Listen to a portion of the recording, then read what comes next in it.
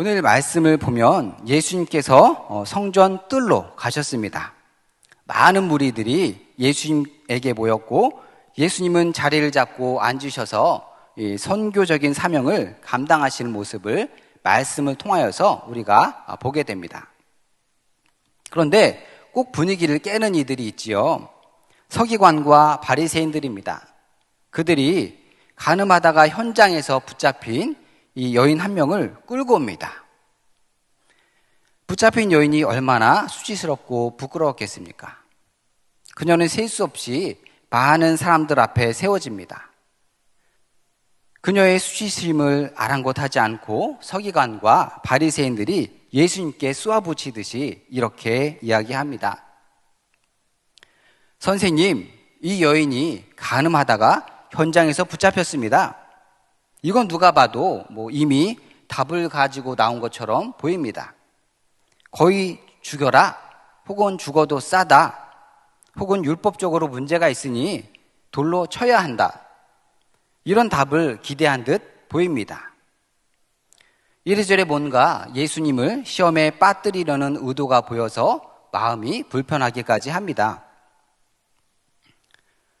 예수님을 믿는 이로써 교회 생활을 하다가 보면 많은 분들과 이야기를 하게 되는데 이런저런 이야기를 나누다가 화제가 교회 이야기로 돌아가게 되고 또 더 많은 이야기를 하다 보면 의외로 예수님을 우리를 사랑으로 감싸주시고 용서하시는 하나님이 아니라 정죄와 심판의 구주로 묘사하는 듯한 그런 발언을 자주 목격하게 됩니다. 하나님 앞에 죄를 지은 누군가에게 돌을 들어야 될 정도로 분위기가 안 좋아지기도 합니다.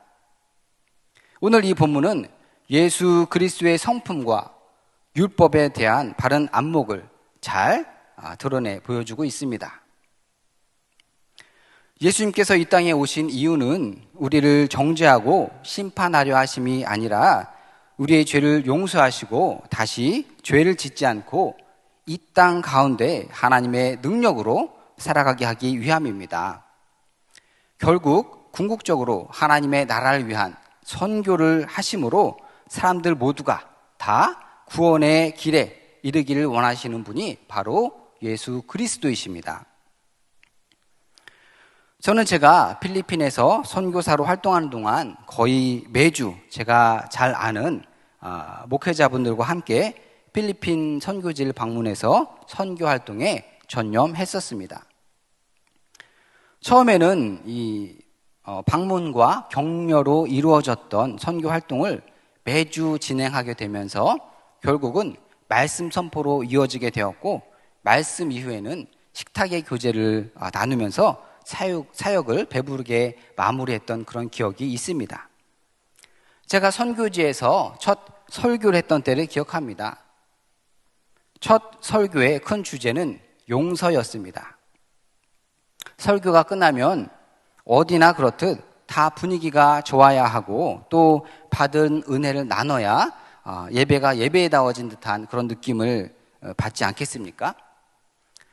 제가 처음으로 카이주칸이라는 지역을 방문한 그 날은 그 지역에 방문한 이래 첫 설교를 했던 날입니다. 그날따라 음식도 굉장히 풍성하게 준비가 되어 있던 터라 기분 좋게 말씀을 이어갈 수 있었습니다. 그런데 설교 이후에 이상하게도 그 분위기가 좀 정반대로 가고 있었습니다. 생각했던 것보다 분위기가 너무 좋지 않아서 저와 함께 하며 현지어 통역을 담당해준 다른 사역자에게, 다른 목사님에게 질문을 했습니다. 저기 오늘 분위기가 왜 이러죠? 하고 물었더니 통역해 주신 그 현지인 목사님이 저와 한 성도님을 자꾸 이렇게 번갈아 가면서 이렇게 보고 있는 것입니다. 눈치 보듯이 계속 한 성도님의 눈치를 보면서 이야기를 이어갔습니다. 그러다가 그 성도님이 잠시 시선을 다른 곳으로 피했을 때 그 목사님이 저에게 다가와 머뭇거리면서 이야기를 이어갔습니다. 사실은 이곳을 교회로 사용할 수 있게 해준 저분이 사람 2명을 죽인 살인자라는 겁니다. 저는 사실 그 말을 이해하지 못했습니다. 왜냐하면 제가 아는 법은 최소한 아무리 거기가 외국이라고 할지라도 혹은 법이 미치지 못하는 오지라고 할지라도 살인자는 감옥에 있어야 하거든요. 하나도 아닌 둘씩이나 사람을 죽인 이 살해범이 버젓이 주일 대낮에 예배 자리에 나와 예배를 드릴 수 있었다라는 게 참으로 이해가 가지 않았습니다. 그래서 저는 조금 더 많은 이해를 위해서 조심스럽게 그 목사님을 다른 곳으로 불러내어 이유를 들어보기로 했습니다. 시간상 정확하게 다 알려드릴 수는 없지만 그 살인자 성도님은 자신을 죽이러 들어온 동네 여러 청년들을 개인 방어의 이유로 그러한 큰 일을 벌인 거였습니다. 더해서 우리가 이해할 수 없는 필리핀 현지법에 의해서 풀려난 상태였습니다. 그 장소가 깊은 산속이었고 또 노년의 어머니를 모셔야 한다는 이유로 가택 감금 그런 형식을 띤 벌을 받고 있었던 것입니다. 지극히 평범해 보이는 한 중년에 가까운 청년이 그러한 큰 사건과 논란의 중심에 있었다라는 것. 그래서 이 설교 이후에 제 마음이 편하지 않았습니다. 무엇보다 용서에 대한 설교를 한 이후였는데 그 중년을 바라보는 그 청년에 대한 용서의 마음이 들기보다 어쩌다가 저 사람은 용서받지 못할 일을 저질러 버리고 말았을까? 이런 생각이 더 깊이 들었습니다. 당시 그 중년의 청년은 다른 분들을 통해서 제가 나중에 전달 들었는데 자신의 죄 때문에 너무도 괴로워하고 있었다고 합니다. 마을 축제에 참가했다가 자기를 못마땅하게 여기던 이들의 피습을 받아 역으로 사람을 둘씩이나 죽인 잔인한 살인마. 이게 그가 가진 오명이었습니다. 누구에게도 용서받을 수 없는 지경에 이르게 된 이 현지인 성도님, 따라서 교회 개척에 나선 한 현지인 목사님에게 자기의 집을 예배의 장소로 허락한 이유는 어찌 보면 하나님께 용서받고 싶은 자로서의 삶을 살기 위함이 아닐까 하는 생각을 해보게 되었습니다. 이제 겨우 죄를 고백하며 찬양을 따라하는 새내기 성도님, 그는 어설프나마 기도하면서 주님께 물었습니다. 주님, 이런 저도 용서받을 수 있나요? 저는 죄인입니다. 괴수입니다. 사람들이 저를 받아주지 않습니다. 나도 나 자신을 용서할 수 없습니다. 그런데 그런 나를 예수님은 오늘 용서해 주신다고 하니 저는 어떻게 받아들여야 할지 잘 모르겠습니다. 이렇게 말하며 그는 죄책감에 고개를 늘 숙이고 다녔습니다. 제가 그와 함께 하는 동안 그는 제 눈을 쉽게 단 한 번도 제대로 마주치지 못했습니다. 제가 당시에 그러했듯 우리는 저 살인자 성도와는 너무나 다르다라고 생각합니다. 그가 지은 죄는 너무 커서 용서받을 수 없을 뿐만 아니라 혹시라도 우리와 같은 평범한 시민들과 그가 함께 섞여서 살기에는 이건 아무래도 좀 문제가 있겠다. 이렇게 생각을 합니다. 더 나아가서는 세상에 그 누구라도 그를 용서하기는 쉽지 않을 거야. 이렇게 생각할지도 모르겠습니다.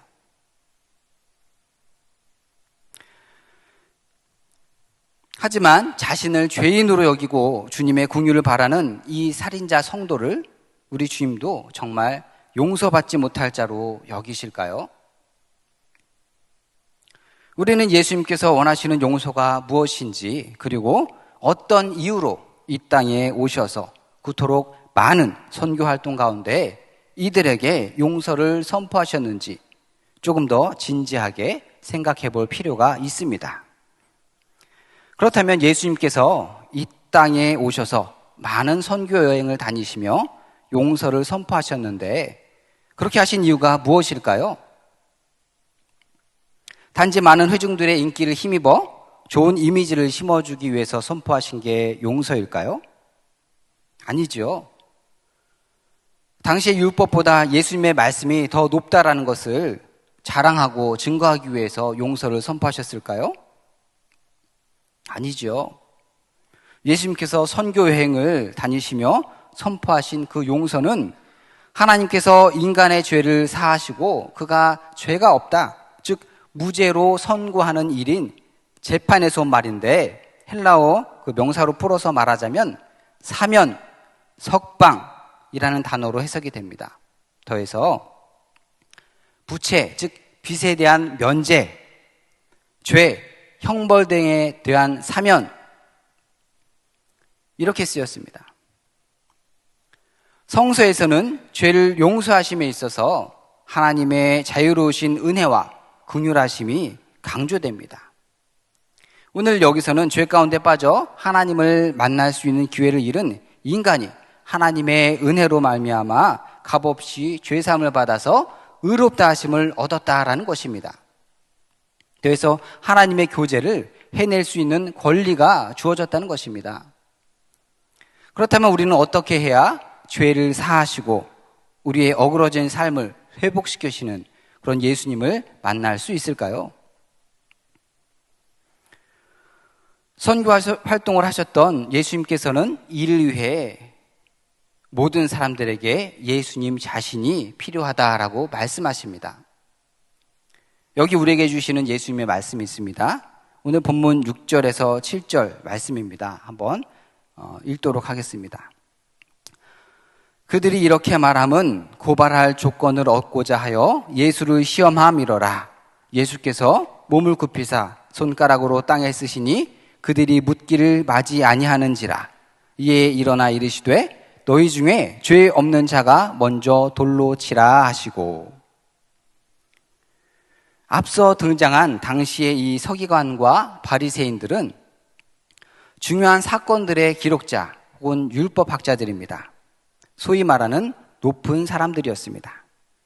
그들이 만든 법은 종교뿐만이 아니라 일상생활에까지 적용이 될 수 있었으니 그들의 말 한마디가 얼마나 중요했겠습니까? 그러니 모세의 율법과 규정을 너무나도 잘 아는 이들인 만큼 자기들의 입맛대로 율법을 고칠 수 있는 어떤 힘이라는 게 있었습니다. 그런데 그들이 보기에 시골 동네 출신 예수님께서 나사렛에서 상경하셔서 전에 듣도 보도 못한 하나님의 능력의 말씀을 선포하자 이러다간 평생 쌓아온 이 높은 힘과 권력들을 우리가 하루아침에 빼앗길 수도 있겠다 싶어서 예수님을 제거하기로 마음먹습니다.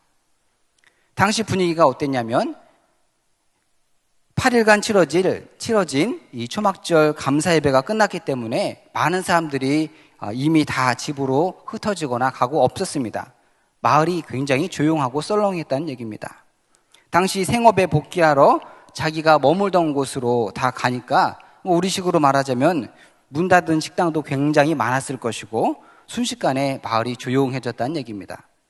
이런 조용한 마을에 굳이 사람을 보내서 어떤 동네 한 약혼녀를 미행한 이들이 있었으니 바로 서기관과 바리새인들이었습니다. 이들은 이웃에 사는 한 약혼녀가 바람을 피우는지 안 피우는지 남의 집 문 열쇠 구멍과 집 주변을 번갈아 가면서 불침번까지 세우고 쭈그리고 앉아서 뭔가 붙잡을 만한 일이 터지기를 기다리고 있었습니다. 간음의 현장을 눈이 빨갛게 지켜본 이들은 결정적인 증거를 확보하고 한 여자를 예수님 앞에 세웁니다. 돌이켜 생각해보면 간음의 현장을 보면 사실 말려야 되는 것 아닙니까? 그런데 사회적으로 알만한 분들이 일부러 미행도 하고 증거를 확보하려고 하고 그런 노력은 하면서 이 사건을 좋은 방향으로 해결해야 되는 그런 사람들이기 때문에 사실 젊은 남녀를 일찌감치 말렸어야 했는데 이건 말릴 생각을 하는 것이 아니라 그 현장을 증거 삼아서 다른 사람을 쓰러뜨리려 합니다. 젊은이들을 쓰러뜨리는 것뿐만 아니라 이 사건을 구실로 삼아서 예수님도 한번 쓰러뜨려 보겠다는 거였습니다. 아무리 봐도 이들의 의도가 어때 보이냐면 뭔가 다른 생각이 있어 보입니다. 원래 모세의 율법에 의하면 간음은 남녀 모두 죽여야 한다 이렇게 나와 있습니다. 무섭지요? 하지만 이들은 법을 너무도 잘 아는 이들이었을 텐데 남자는 어디다 쏙 숨겨놓고 남자는 보이지 않습니다. 지금 이 자리에는 여자만 데리고 왔습니다. 아무리 봐도 뭔가 다른 의도성이 돋보이는 대목입니다. 더해서 5절에 보니까 이들은 이미 답을 갖고 예수님 앞에 섭니다.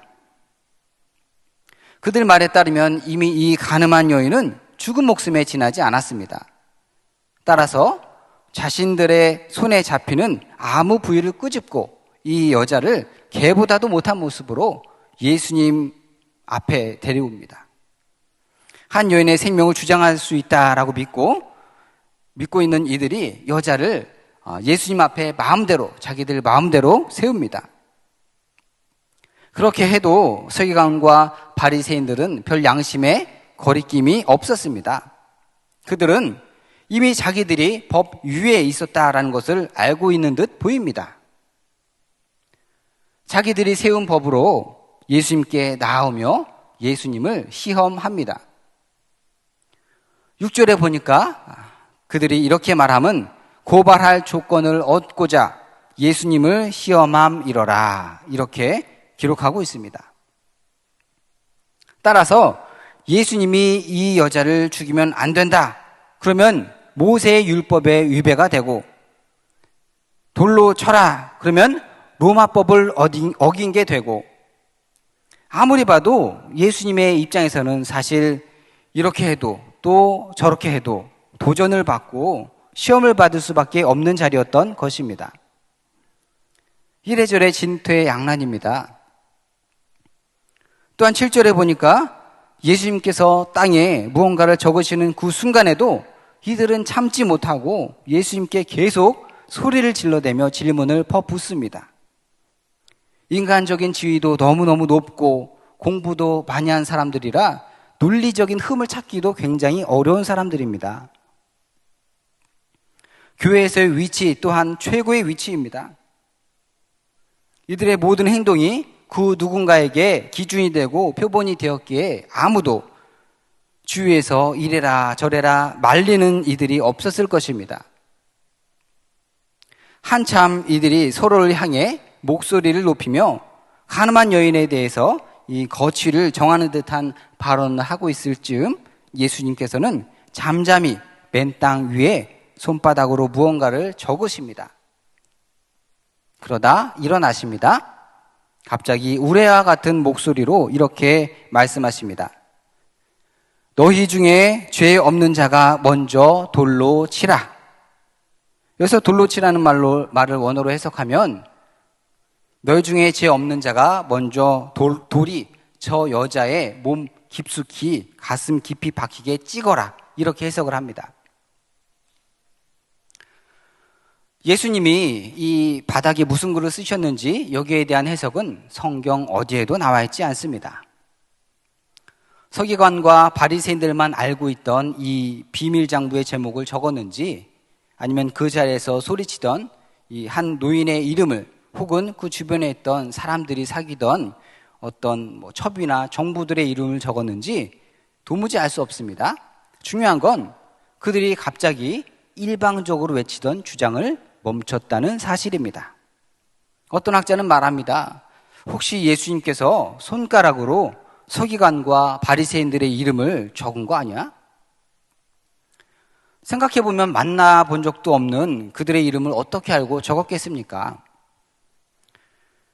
예레미야 17장 13절에 이런 말씀이 있습니다. 이스라엘의 소망이신 여호와여, 무릇 주를 버리는 자는 다 수치를 당할 것이라. 무릇 여호와를 떠나는 자는 흙에 기록이 되오리니 이는 생수의 근원이신 여호와를 버림이니이다. 흙에 기록되오리니. 예수님께서 이 말씀을 적었을까요? 저도 모르고 학자들도 모릅니다. 아무도 아는 사람 없습니다. 중요한 건 이 땅의 글과 예수님의 허를 찌르는 말씀에 모두가 경악하며 서로 얼굴만 바라봅니다. 여자를 죽일 궁리에 신이 났던 사람들, 어떤 방법으로 죄를 물을지에 대해서 심각하게 논의하며 마을 사람들과 논쟁을 벌이던 서기관과 바리새인들, 어느새 그 분위기가 예수님이 찬물을 끼얹은 것 같은 그런 분위기가 되고 맙니다. 저는 이 말씀을 보고 제사장 앞에 자기 대신 죽었어야 할 짐승을 데리고 온 사람들의 모습이 떠올랐습니다. 구약 시대에는 이 제사장에서부터 평민에 이르기까지 자기의 죄가 깨달아지면 숫송아지나 흠없는 순념소, 암염소, 어린 양을 끌어다가 머리에 안수한 다음에 여호와 앞에서 잡으라라고 기록되어 있습니다. 쉽게 말해서 죽이라는 거죠. 우리는 살면서 자기 자신에게는 한없이 너그러울 때가 있습니다. 많지요. 그런데 남은 쉽게 용서하지 못하는 경우가 많습니다. 또 그 반대로 남은 쉽게 용서하면서 자기 자신에게는 그 기준을 터무니없이 높이 세울 때도 있습니다. 실제로 보니까 많은 사람들과 예수님 그리고 이 가늠한 여인 사이에 알 수 없는 침묵이 흐르고 있습니다. 그 침묵을 깨기라도 하듯이 예수님께서 다시 8절에 보니까 손가락으로 땅에 글을 쓰십니다. 누가복음 6장 37절에 이런 말씀이 있습니다. 정죄하지 말라. 그리하면 너희가 정죄를 받지 않을 것이요. 용서하라. 그리하면 너희가 용서를 받을 것이요. 또 41절에 이런 말씀도 있습니다. 어찌하여 형제의 눈 속에 있는 티는 보고 네 눈 속에 있는 들보는 깨닫지 못하느냐. 저는 말씀을 읽으면서 혹시 우리 예수님께서 우리가 살면서 남들 몰래 지은 숨겨놓은 죄까지도 다 아시는 분이신데 혹시 바닥에 이 사람들의 숨겨놓은 죄를 하나씩 적어 내려가서 사람들이 마음이 너무 뜨끔한 나머지 9절 말씀처럼 사람들이 하나씩 자리를 떠난 게 아닐까 하는 생각도 해보았습니다. 그렇습니다. 예수님께서는 나보다 나를 더 잘 안다고 말씀하십니다. 예수님 앞에 우리가 감출 게 하나도 없습니다. 예수님 앞에 죄인이 아닌 사람이 하나도 없습니다. 8절에 보니까 두 번째로 예수님께서 땅에 글을 쓰셨을 때 어떤 글을 쓰셨는지 여전히 이 글에 대해서 아는 사람은 이 땅 위에 한 사람도 없습니다. 하지만 글을 쓰신 예수님은 알고 그 글을 본 서기관과 바리새인들 그리고 그 자리에 있었던 사람들은 다 알았다는 사실입니다. 왜? 직접 눈으로 보았을 테니까요. 시간이 얼마나 흘렀는지 알 수 없지만 그 글을 본 사람들이 하나씩 자리를 떠나갑니다. 땅 위에 쓰인 글은 아마 그들의 발걸음을 정죄가 아닌 찔림의 자리로 이끈 것으로 보아 충격적인 글이었을 것으로 보입니다. 얼마나 충격적이면 사람들이 소리를 질러대다 멈추고 잠잠하게 침묵하면서 조용히 그 자리를 떠나갔을까 그런 생각을 해보았습니다. 9절 말씀에 보면 그들이 이 말씀을 듣고 양심의 가책을 느껴 어른부터 젊은이까지 하나씩 떠나갔다라고 성경은 기록하고 있습니다. 사람들이 떠나가고 거기엔 정적만 남아있는데 거기엔 예수님과 가늠한 여자만 결국 남게 되었습니다. 예수님이 찬찬히 그 여인을 바라봅니다. 그러면서 예수님이 눈빛으로 메시지를 보내셨겠죠. 세상 가운데 너무도 많은 죄악 가운데 노출이 되어 있는 너희들 모두에게 내가 필요하구나. 그렇습니다. 우리는 예수님이 참으로 필요합니다. 세상은 다 우리를 욕해도 그래도 예수님은 우리 편에 서 계실 준비가 되어 있으십니다. 10절에 보면 예수님이 가늠한 여인에게 묻습니다. 여자여, 너를 고발하던 그들이 어디 있느냐? 너를 정죄하던 자가 어디 있느냐? 11절에 여자가 말합니다. 주여, 없나이다. 이 말을 했을 때 이 여인의 심경은 어땠을까요? 사실 누군가 돌을 쳐서 죽을 수도 있는 자리였습니다. 삶과 죽음이 종이장 하나라는 게 이런 거구나. 방금 전까지만 해도 죽을 수밖에 없는 인생이었습니다. 누군가 묻지도 따지지도 않고 내 몸에 돌이 깊숙이 박힐 정도로 찍힐 수밖에 없는 그런 인생, 그런 하류 인생이었습니다. 사망에서 생명으로 옮겨진 자신의 삶을 돌아보며 예수님을 어떻게 바라봤을까요? 아, 이분이 나의 구원자이시구나.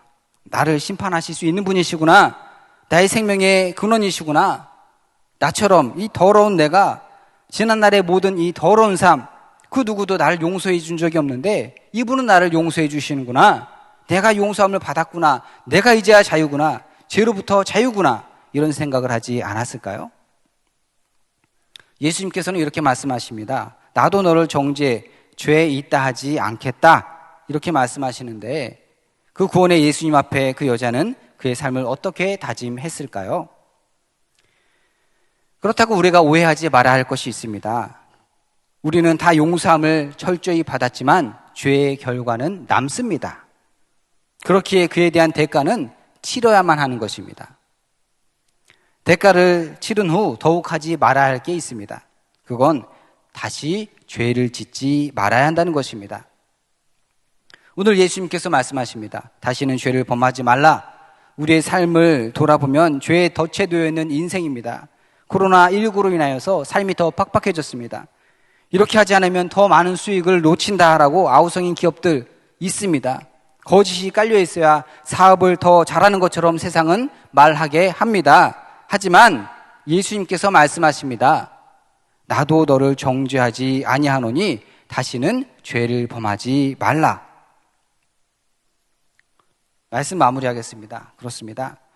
예수님께서 이를 위해서 이 땅에 오셨습니다. 수많은 죄 지은 자를 만나주고 위로해주고 용서해주고 다시 죄 짓지 않고 예수님을 본받아 회개하고 옳은 길을 걷게 하시려 우리의 인생 가운데 찾아오셨습니다. 이러한 예수님을 늘 믿고 따르고 만나서 삶 가운데 힘든 문제를 다 해결함 받으시고 위로받으시기 바랍니다. 이것이 예수님이 이 땅에 오신 이유입니다. 선교의 이유입니다. 기도하겠습니다. 하나님 감사합니다. 하나님 오늘 말씀을 통하여서 예수님께서 이 땅에 오신 이유를 조금이나마 살펴보게 되었습니다. 하나님 이 땅을 고쳐주시고 회복시켜 주시러 오신 그런 예수님을 우리가 삶 가운데 늘 만나내는 온전한 삶 살게 하여 주시옵소서. 예수님의 이름으로 기도합니다. 아멘.